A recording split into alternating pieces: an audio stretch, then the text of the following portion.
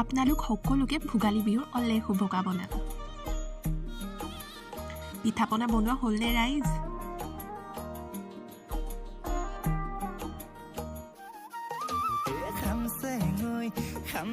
এয়া আমাৰ কাচি পিঠা আৰু এইফালে আছে আমাৰ তিলৰ লাড়ু আৰু এইফালে মোৰ চবতছে ভাল লগা গুৰ পিঠা আৰু এতিয়া গৰম গৰমকৈ ভাজি অনা তেল পিঠা নিমখ দিয়া।